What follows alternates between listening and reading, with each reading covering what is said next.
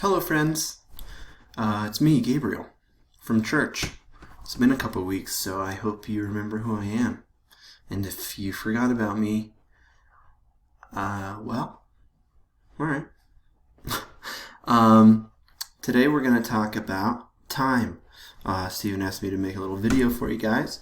And something that I've been thinking a lot about is how to use my time. With all the self-quarantine and social distancing and things, staying home all the time, I have a lot of time. I have way more time than I've ever had before.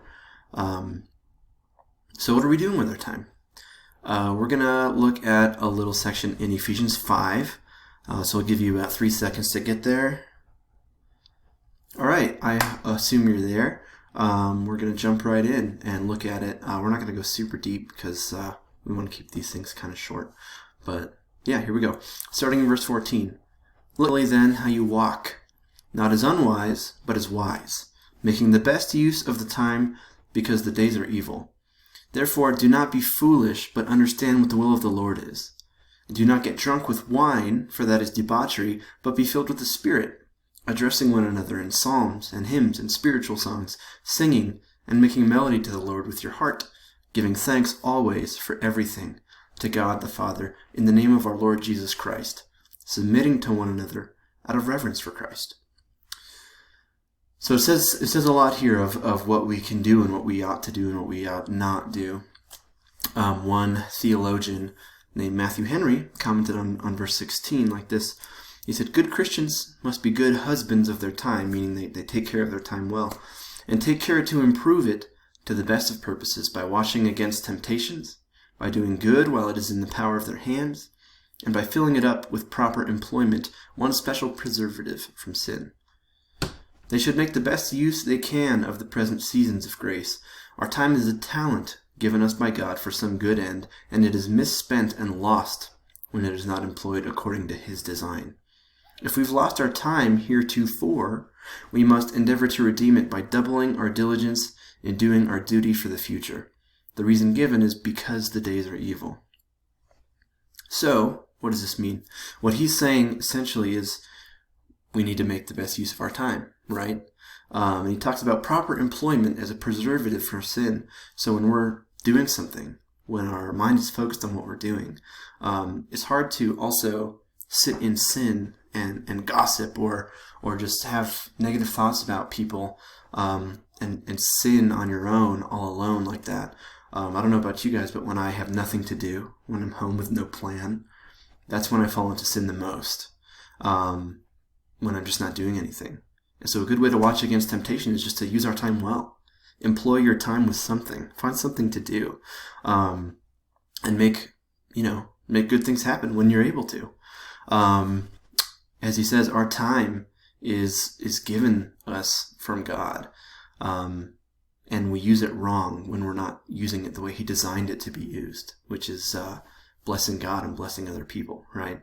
So if we've lost our time or wasted it heretofore, as he says, meaning so far, or we're leading up to now, in the past, if we spent our time foolishly, we should be twice as diligent in trying to do good with our time moving forward and making the best use of it.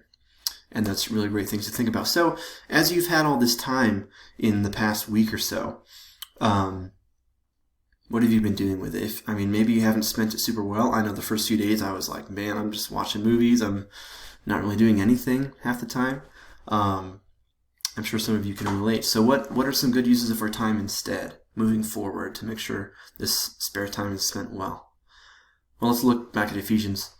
"Look carefully then how you walk, not as unwise, but as wise, making the best use of the time, because the days are evil."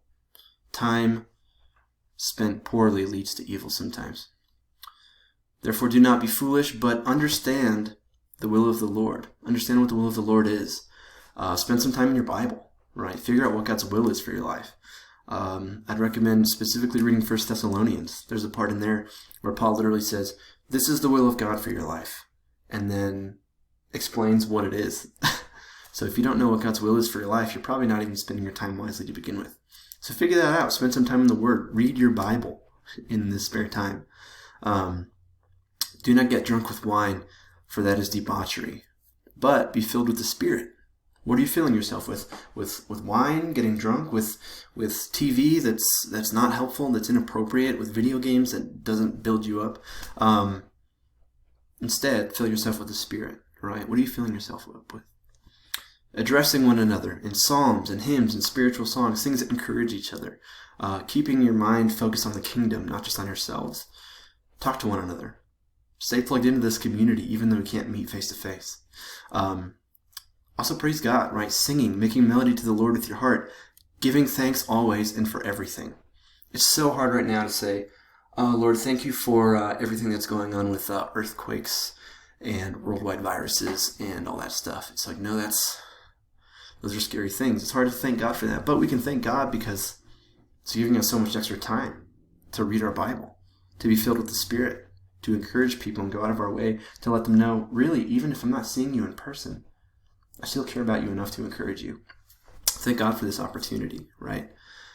Give thanks always and for everything to God the Father in the name of our Lord Jesus Christ, submitting to one another out of reverence for Jesus Christ. What does it mean to submit to one another like this? It means to put yourself under somebody else and serve them. Find a way to serve them. Write them an encouraging letter and mail it to their house if you can't physically see them, right? Send them an email, a text, give them a call, FaceTime. Encourage them in some way, So based on these things in Ephesians 5, here are 5 things that we can do with our extra time right now, right? We can make the best use of our time by figuring out what the will of God is for our life. Read your Bible. Learn who God is and what he wants for you, right? Because he wants amazing things for you. Figure that out. Be filled with the Spirit.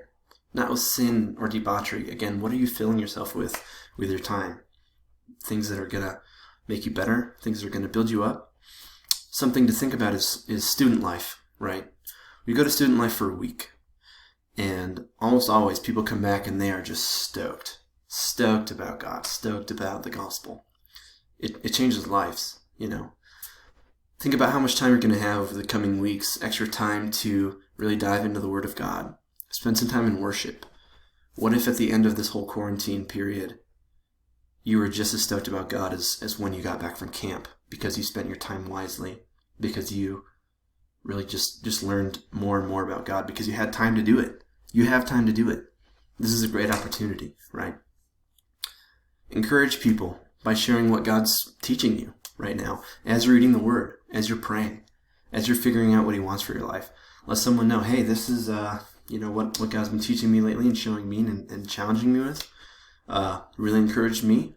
I hope it encourages you. Encourage other people. Reach out to them, right? Thank God for the opportunity to trust him more and spend more time with him. Because really, if you can trust God in scary times like this, when life settles down, but you still find it hard to trust God, you can look back on this and be like, God took care of me in this. God kept me safe in all this. So if I can trust him in that big thing, I'm sure in these other ways I can also trust God still. So continue to trust God and thank him for the opportunity to trust him more, because sometimes scary times like this really test our trust in God. It's an opportunity. And finally, look for ways to serve each other. There are all kinds of ways we can still reach out to each other, pray for each other. I'm praying for you guys. I miss you guys. I know all your youth leaders are praying for you guys and miss you. And if you have specific prayer requests, send them to your youth leaders. Send them to Stephen. Send them to your peers. Send them to the other kids and youth. Stay connected to this community and help others do the same. And remember, do all of this as this passage ends out of reverence for Christ. Understand that he's saved us and we love him, right? It's like at the end of John when Jesus asks Peter, he's like, do you love me? He's like, oh, I love you. He's like, okay, well, feed my sheep. Tend my flock, right? Take care of the people I love because you love me. Because we love and revere Christ and because he's saved us, our duty and our response ought to be to love his people and take care of them and also foster our relationship with him, right? So those are things I'd encourage you guys to do today, over the next week, over the next few weeks, whatever that looks like. But yeah, I hope this encouraged you and challenged you. That's all I got for you. If you have prayer requests, send them to your youth leaders or Stephen. And we'd love to continue praying for you and your families. We miss you. We love you. See you soon.